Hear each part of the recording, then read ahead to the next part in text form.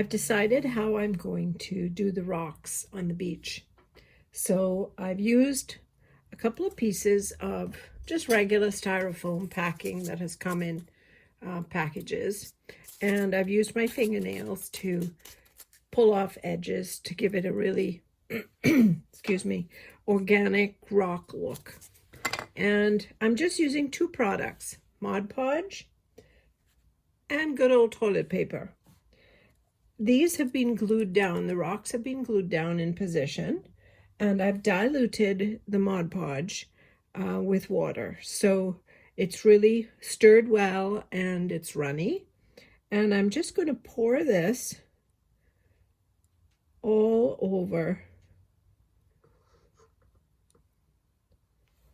I'm using a paintbrush and I'm going to make sure that the piece of styrofoam is completely covered with the diluted Mod Podge.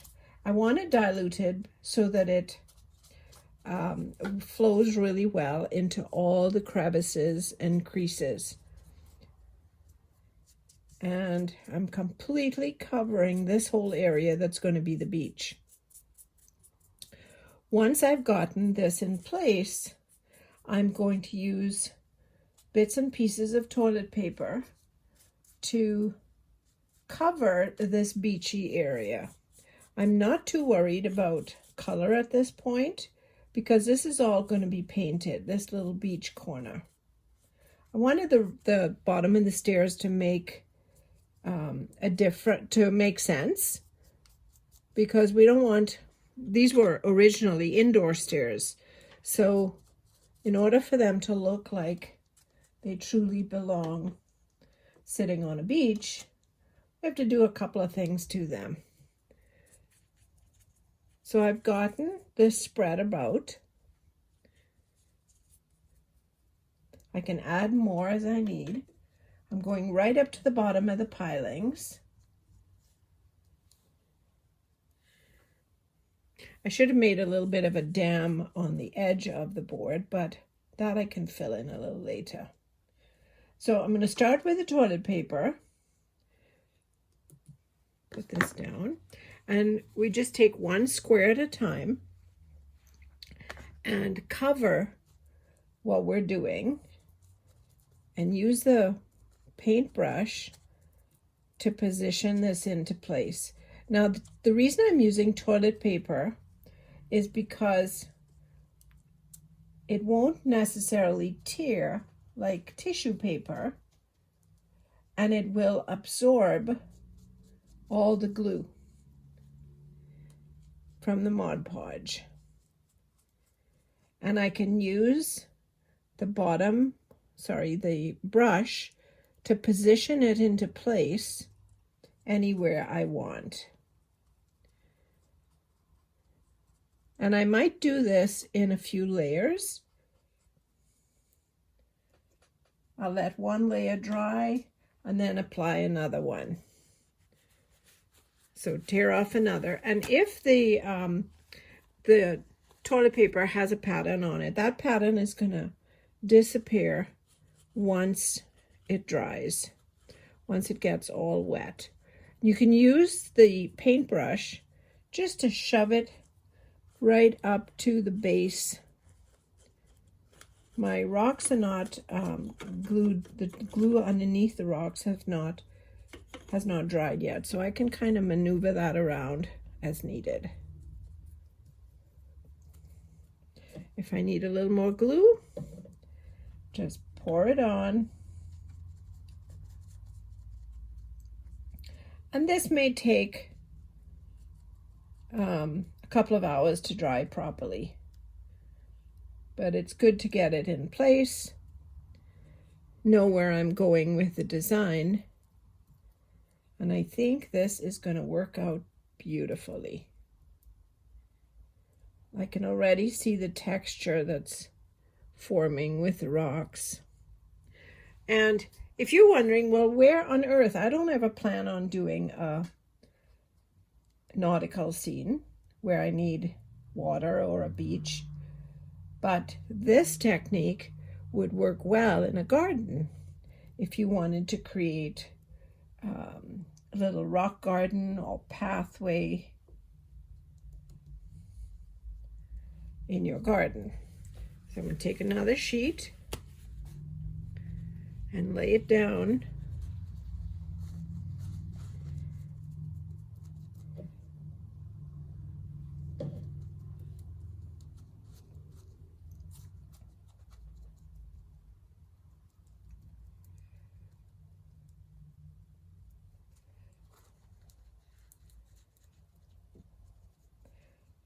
And this just comes from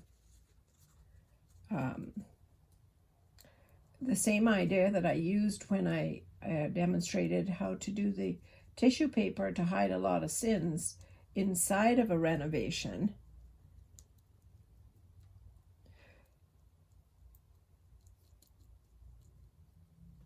I saw a video years ago where a diorama artist, I don't remember his name, if anybody recognizes the technique, do share his name, where this guy used this toilet paper method for doing the ocean and creating waves in a diorama.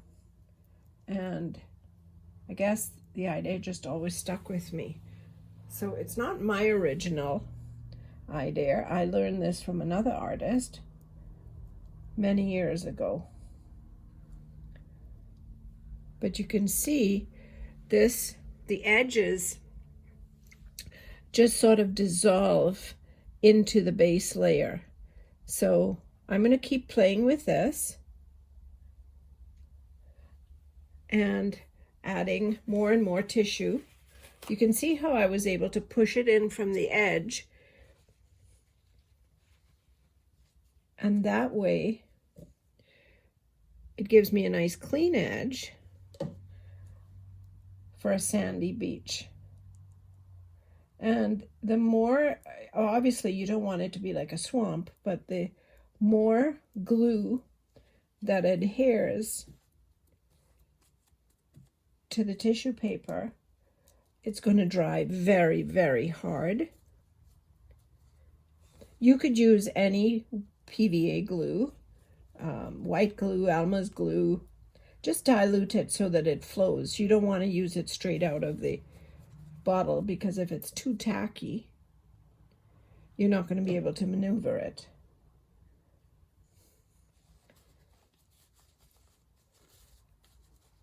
I'll just push that in from the edge. And this is going to make an awesome looking beach.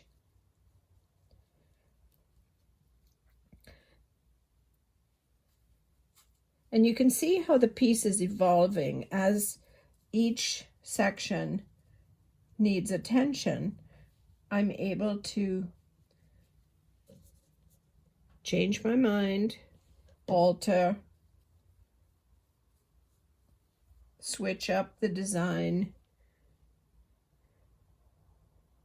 I did have an original plan, but these plans, like anything else, change as the needs change. So this is nice and tight on the edges. Put just a little bit extra. And you can see the toilet paper, which is designed to absorb, is really absorbing all this glue.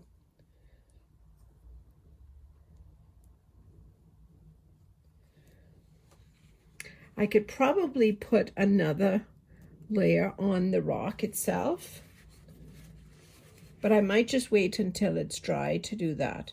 I'll go ahead in the meantime and work on this area here. So I'll come back and show you when I've done a little bit more.